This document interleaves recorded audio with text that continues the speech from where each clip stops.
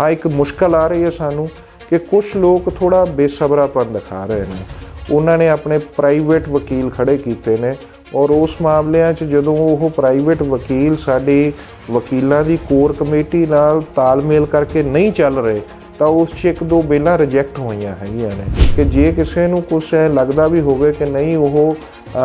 ਸੰਯੁਕਤ ਕਿਸਾਨ ਮੋਰਚੇ ਦੇ ਵੱਲੋਂ ਬਣਾਈ ਗਈ ਕੋਰ ਕਮੇਟੀ ਦੇ ਰਾਹੀਂ ਨਹੀਂ ਵਿਚਰਨਾ ਚਾਹੁੰਦਾ, ਆਪਣਾ ਕੋਈ ਪਰਸਨਲ ਵਕੀਲ ਕਰਨਾ ਚਾਹੁੰਦਾ, ਪਰ ਉਹਨਾਂ ਨੂੰ ਬੇਨਤੀ ਜ਼ਰੂਰ ਹੈ ਕਿ ਉਹ ਸਾਡੇ ਨਾਲ ਕੋਆਰਡੀਨੇਸ਼ਨ 'ਚ ਜ਼ਰੂਰ ਕੰਮ ਕਰਨ। पर कुछ इस तरह ਦੀਆਂ ਚੀਜ਼ਾਂ ਨਾ ਉਹ ਕਹਿ ਬੈਠਣ ਜਿਹੜੀਆਂ ਕੱਲ੍ਹ ਨੂੰ ਅਦਾਲਤ ਦੇ ਵਿੱਚ ਜਦੋਂ ਜੇ ਕੋਈ ਕੇਸ ਅੱਗੇ ਤੁਰਦੇ ਨੇ ਤਾਂ ਉਹਨਾਂ ਦੇ ਖਿਲਾਫ ਹੀ ਚੀਜ਼ਾਂ ਭੁਗਤ ਜਾਣ। ਇਹ ਜੀ ਗਾਈਡੈਂਸ ਵੀ ਉਹਨਾਂ ਨੂੰ ਕੋਸ਼ਿਸ਼ ਕੀਤੀ ਹੈ ਅੰਦਰ ਦੇ ਕੇ ਆਈਏ ਤਾਂ ਜੋ ਉਹ ਜਦੋਂ ਚੜ੍ਹਦੀ ਕਲਾ 'ਚ ਬਾਹਰ ਆਉਂਦੇ ਨੇ ਤਾਂ ਉਹ ਠੀਕ ਢੰਗ ਨਾਲ ਆਪਣੀ ਗੱਲ ਹੈ ਜਿਹੜੀ ਉਹ ਕਹਿ ਸਕਦੇ ਨੇ। संयुक्त किसान मोर्चे ਵੱਲੋਂ ਬਣਾਏ ਗਏ ਲੀਗਲ ਸੈੱਲ ਵੱਲੋਂ ਹੁਣ 26 ਜਨਵਰੀ ਵਾਲੇ ਦਿਨ ਲਾਪਤਾ ਹੋਏ ਟਰੈਕਟਰ ਲੱਭਣ ਲਈ ਵੀ ਕਾਰਵਾਈ ਸ਼ੁਰੂ ਕਰ ਦਿੱਤੀ ਗਈ ਹੈ। ਜਾਣਕਾਰੀ ਦਿੰਦੇ ਹੋਏ ਲੀਗਲ ਸੈੱਲ ਦੇ ਮੈਂਬਰ ਰਮਿੰਦਰ ਸਿੰਘ ਪਟਿਆਲਾ ਨੇ ਦੱਸਿਆ ਕਿ ਜਿਨ੍ਹਾਂ ਕਿਸਾਨਾਂ ਦੇ ਟਰੈਕਟਰ ਇਸ ਦੌਰਾਨ ਲਾਪਤਾ ਹੋਏ ਨੇ ਉਹ ਜਥੇਬੰਦੀਆਂ ਦੇ ਰਾਹੀਂ ਸਾਡੇ ਨਾਲ ਸੰਪਰਕ ਕਰ ਸਕਦੇ ਨੇ। ਨਾਲ ਹੀ ਉਹਨਾਂ ਕਿਸਾਨਾਂ ਨੂੰ ਅਪੀਲ ਕੀਤੀ ਹੈ ਕਿ ਜਿਨ੍ਹਾਂ ਕਿਸਾਨਾਂ ਨੂੰ ਦਿੱਲੀ ਪੁਲਿਸ ਵੱਲੋਂ ਨੋਟਿਸ ਭੇਜੇ ਗਏ ਨੇ ਉਹ ਲੀਗਲ ਸੈੱਲ ਨਾਲ ਵਿਚਾਰ ਵਟਾਂਦਰਾ ਜ਼ਰੂਰ ਕਰਨ ਕਿਉਂਕਿ ਲੀਗਲ ਸੈੱਲ ਵੱਲੋਂ ਕਿਸਾਨਾਂ ਦੀ ਜ਼ਮਾਨਤ ਲਈ ਲਗਾਤਾਰ ਉਪਰਾਲੇ ਕੀਤੇ ਜਾ ਰਹੇ ਨੇ। ਸਤਿਕਾਰਯੋਗ ਦੋਸਤੋ, ਮੈਂ ਆਪਣੀ ਗੱਲ ਦੋ ਹਿੱਸਿਆਂ 'ਚ ਰੱਖੂੰਗਾ, ਪਹਿਲਾਂ ਪੰਜਾਬੀ 'ਚ ਤੇ ਫਿਰ ਹਿੰਦੀ 'ਚ, ਤਾਂ ਜੋ ਜਿਨ੍ਹਾਂ ਨੂੰ ਪੰਜਾਬੀ ਸਮਝਣ 'ਚ ਕੋਈ ਮੁਸ਼ਕਲ ਆਉਂਦੀ ਹੈ ਤਾਂ ਹਿੰਦੀ 'ਚ ਇਹ ਗੱਲ ਸਮਝ ਸਕਦੇ ਹੋਣ। ਬੀਤੇ ਕੱਲ੍ਹ ਕੋਰ ਕਮੇਟੀ ਸੀ ਜਿਹੜੀ ਐਡਵੋਕੇਟਸ ਦੀ, ਉਹਦੇ ਨਾਲ ਅਸੀਂ ਇਹ ਸਾਰੀ ਮੀਟਿੰਗ ਕਰਕੇ ਅਗਲੀ ਸਾਰੀ ਜਿਹੜੀ ਆਪਣੀ ਰਣਨੀਤੀ ਹੈ ਉਹ ਬਣਾਈ ਹੈ। ਸਭ ਤੋਂ ਪਹਿਲਾਂ ਤਾਂ ਮੈਂ ਅੱਜ ਤੁਹਾਨੂੰ ਜਾਣਕਾਰੀ ਦੇਣੀ ਚਾਹੁੰਦਾ ਹਾਂ ਕਿ ਅੱਜ 18 ਹੋਰ ਕਿਸਾਨਾਂ ਦੀ ਜ਼ਮਾਨਤ ਹੈ ਜਿਹੜੀ ਉਹ ਕਿਸਾਨ ਵੀਰਾਂ ਦੀ ਉਹ ਹੋ ਗਈ ਹੈ ਔਰ ਇਹ ਕੁੱਲ ਨੰਬਰ 70 ਹੋ ਗਿਆ ਹੈ ਜਿਹੜਾ ਜਿਨ੍ਹਾਂ ਨੂੰ ਜ਼ਮਾਨਤ ਮਿਲ ਚੁੱਕੀ ਹੈ। ਉਮੀਦ ਹੈ ਕਿ ਇਹਨਾਂ 'ਚੋਂ ਕੱਲ੍ਹ ਕੁਝ ਕਿਸਾਨ ਰਿਹਾ ਹੋ ਜਾਣਗੇ ਅਤੇ ਉਹਨਾਂ ਦੇ ਕਾਗਜ਼ ਪੱਤਰ ਜਿਹੜੇ ਉਹ ਬਣਾ ਰਹੇ ਨੇ, ਉਹਨਾਂ ਦੇ ਨਾਲ ਜੁੜੇ ਹੋਏ ਪਰਿਵਾਰਕ ਜੀ ਜਿਹੜੇ ਜਿਨ੍ਹਾਂ ਨੂੰ ਬੇਲ ਬਾਉਂਡਸ ਦੀਆਂ ਕੁਝ ਜਿਵੇਂ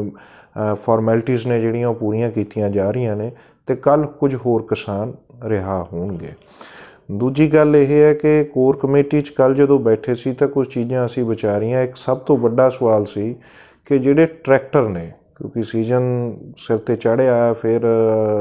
ਕੰਮਕਾਰ ਦਾ ਸਮਾਂ ਸ਼ੁਰੂ ਹੋਣ ਵਾਲਾ ਅਤੇ ਟਰੈਕਟਰ ਦੀ ਕਿਸਾਨਾਂ ਨੂੰ ਲੋੜ ਜ਼ਰੂਰ ਰਹਿਣੀ ਹੈਗੀ ਆ।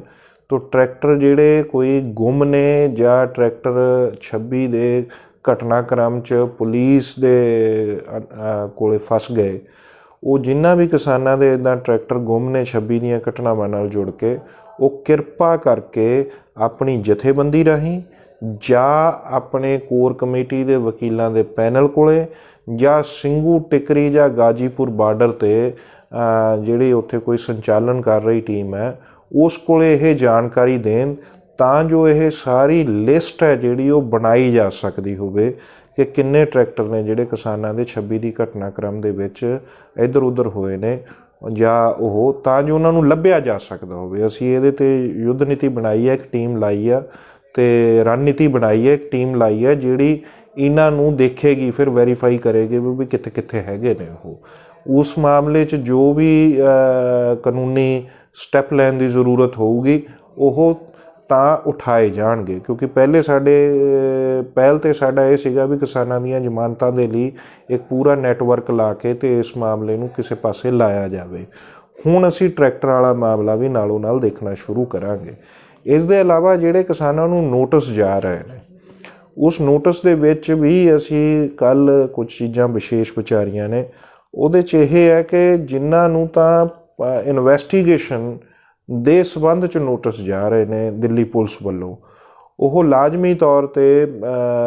ਜਿਹੜਾ ਸਿੰਘੂ ਅਤੇ ਟਿਕਰੀ ਜਾਂ ਗਾਜੀਪੁਰ ਬਾਰਡਰ 'ਤੇ ਸੰਪਰਕ ਕਰਨ। ਵਧੀਆ ਗੱਲ ਇਹ ਹੋਊਗੀ ਕਿ ਜੇ ਉਹ ਸਿੰਘੂ ਬਾਰਡਰ 'ਤੇ ਆਉਣ, ਕਿਉਂਕਿ ਇੱਥੇ ਲੀਗਲ ਸੈੱਲ ਦੇ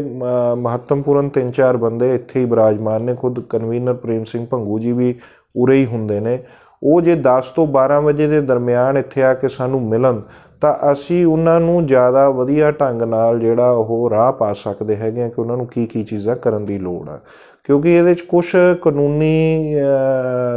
ਦਾਅ ਪੇਚ ਨੇ, ਕਾਨੂੰਨੀ ਨੁਕਤਾ ਨਿਗਾਹ ਨੇ ਜਿਹੜੇ ਅਸੀਂ ਕਿਸਾਨਾਂ ਨੂੰ ਉਹਨਾਂ ਦੇ ਨਾਲ ਬੈਠ ਕੇ ਹੀ ਉਹਨਾਂ ਨੂੰ ਮਸ਼ਵਰਾ ਦੇ ਸਕਦੇ ਹੈਗੇ ਆ ਵੀ ਉਹਨਾਂ ਨੂੰ ਕਿਵੇਂ ਕਰਨਾ ਚਾਹੀਦਾ ਇਸ ਸਾਰੇ ਮਾਮਲੇ ਦੇ ਵਿੱਚ। ਜਿਹਦੇ 'ਚ ਸਾਨੂੰ ਲੱਗੂਗਾ ਕਿ ਇਹਦੇ 'ਚ ਕੋਈ ਮਾਮਲਾ ਹੈਗਾ ਆ ਔਰ ਇਹਦੇ 'ਚ ਕੋਈ ਸੰਭਾਵਨਾ ਹੋਊਗੀ ਗ੍ਰਿਫਤਾਰੀ ਦੀ, ਉਸ ਕਿਸਾਨ ਦੀ ਐਂਟੀਸਪੇਟਰੀ ਬੇਲ ਅਗਰ ਅਗਾਊਂ ਜ਼ਮਾਨਤ ਹੈ ਜਿਹੜੀ ਉਹ ਅਸੀਂ ਲਵਾਵਾਂਗੇ ਆਪਣੇ ਕੋਰ ਕਮੇਟੀ ਤੋਂ, ਵਕੀਲਾਂ ਤੋਂ, ਅਤੇ ਇਸ ਮਾਮਲੇ 'ਚ ਅੱਗੇ ਤੁਰਿਆ ਜਾਊਗਾ। ਜਿੱਥੋਂ ਤੱਕ ਇੱਕ ਹੋਰ ਸਵਾਲ ਹੈ ਕਿ ਜਿਹੜੇ ਇਹ ਬੜਾ ਖੜਾ ਵੀ ਹੋ ਰਿਹਾ ਕੁਛ ਥਾਵਾਂ 'ਤੇ ਵੀ ਕੀ ਇਹ ਟੁੱਟਵੇਂ ਰੂਪ 'ਚ ਐਫਰਟ ਹੈ ਸਾਰਾ ਇਹ। ਅਸੀਂ ਇੱਕ ਗੱਲ ਤੁਹਾਡੇ ਰਾਹੀਂ ਬੜਾ ਸਪਸ਼ਟ ਕਰਨਾ ਚਾਹੁੰਦੇ ਹਾਂ ਕਿ ਇਸ ਦੇ ਵਿੱਚ 150 ਵਕੀਲਾਂ ਦੀ ਟੀਮ ਲੱਗੀ ਹੋਈ ਹੈ ਸਾਰੇ ਦਿੱਲੀ ਦੀਆਂ ਅਦਾਲਤਾਂ ਦੇ ਵਿੱਚ। ਇਹਦੇ 'ਚ ਦਿੱਲੀ ਸਿੱਖ ਗੁਰਦੁਆਰਾ ਮੈਨੇਜਿੰਗ ਕਮੇਟੀ ਵੀ ਇਹਦੇ 'ਚ ਇਨਵੋਲਵ ਹੈ, ਉਹਨਾਂ ਨਾਲ ਜੁੜੇ ਹੋਏ ਵਕੀਲ, ਗੁਰਦੁਆਰਾ ਰਕਾਬਗੰਜ ਦੇ ਵਿੱਚ ਮਿਲਿਆ ਹੋਇਆ ਸਾਰਾ ਦਫ਼ਤਰ ਜਿਹਦੇ ਰਾਹੀਂ ਅਸੀਂ ਸਾਰੇ ਨੂੰ ਕੇਂਦਰੀਕਰਨ ਕਰਕੇ ਚਲਾ ਰਹੇ ਹੈਗੇ ਆ। ਇਹਦੇ ਵਿੱਚ ਸੰਯੁਕਤ ਕਿਸਾਨ ਮੋਰਚਾ ਦਾ ਲੀਗਲ ਸੈੱਲ ਵੀ, ਔਰ ਇਹਦੇ ਵਿੱਚ ਵੱਖ-ਵੱਖ ਜਥੇਬੰਦੀਆਂ ਦੇ ਜਿਹੜੇ ਜੁੜੇ ਹੋਏ ਵਕੀਲ ਨੇ, ਚਾਹੇ RS ਚੀਮਾ ਜੀ ਵਰਗੇ ਸੀਨੀਅਰ ਐਡਵੋਕੇਟ ਨੇ ਜਿਹੜੇ ਲਗਭਗ ਉਹ ਸਾਰੀਆਂ 307 ਦੀਆਂ ਜਿਹੜੀਆਂ ਜ਼ਮਾਨਤਾਂ ਦੀਆਂ ਜਿਹੜੀਆਂ ਸਾਡੀਆਂ ਪ੍ਰੇਅਰ ਨੇ, ਬੇਨਤੀਆਂ ਨੇ ਅਦਾਲਤ ਦੇ ਵਿੱਚ, ਅਪੀਲਾਂ ਨੇ ਜਿਹੜੀਆਂ ਅਦਾਲਤ ਦੇ ਵਿੱਚ, ਉਹਨਾਂ ਨੂੰ ਇੱਕ ਵਾਰੀ ਆਪਣੀਆਂ ਅੱਖਾਂ 'ਚੋਂ ਕੱਢ ਰਹੇ ਨੇ। ਔਰ ਜਿਨ੍ਹਾਂ 307 ਦੇ ਕੇਸਾਂ ਦੇ ਵਿੱਚ ਕੋਈ ਮੈਡੀਕਲ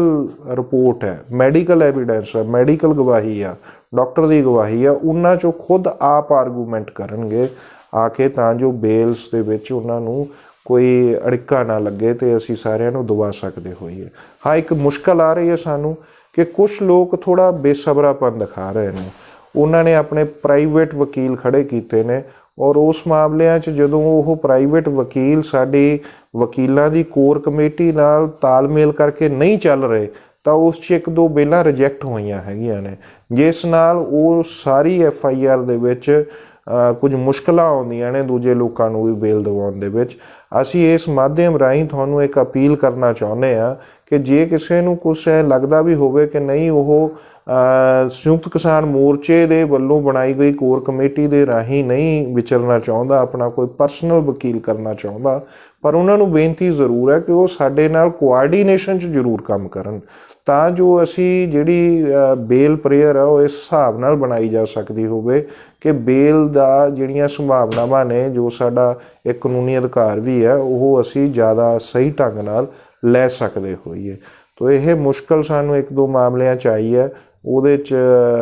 ਜਦੋਂ ਇਹ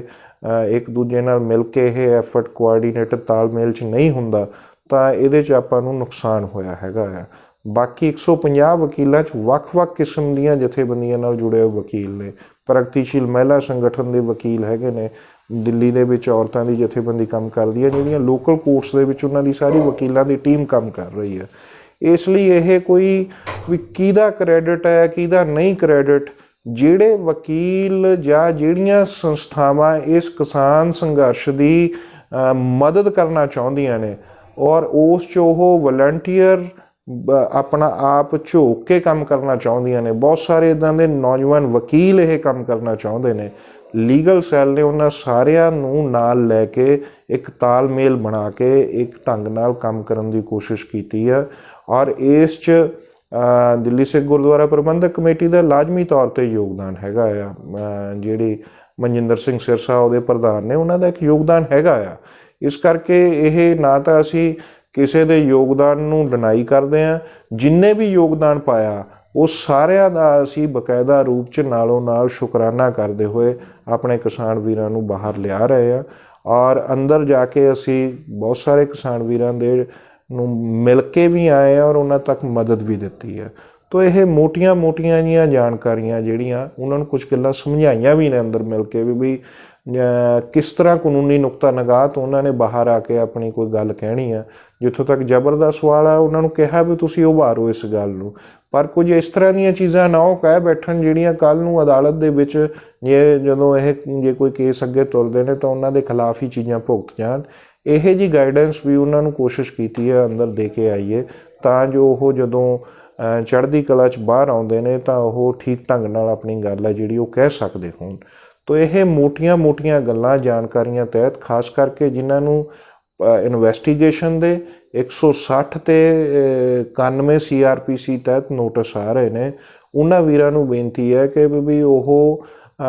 ਬਿਨਾਂ ਕਿਸੇ, ਕਈ ਵਾਰੀ ਹਾਲੇ ਵੀ ਅਸੀਂ ਤਾਂ ਚਾਹੁੰਦੇ ਹਾਂ ਵੀ ਕੋਈ ਉਹਨਾਂ ਦੀ ਗ੍ਰਿਫਤਾਰੀ ਨਾ ਹੋਵੇ, ਪਰ ਇਹਦੇ 'ਚ ਕੁਛ ਚੀਜ਼ਾਂ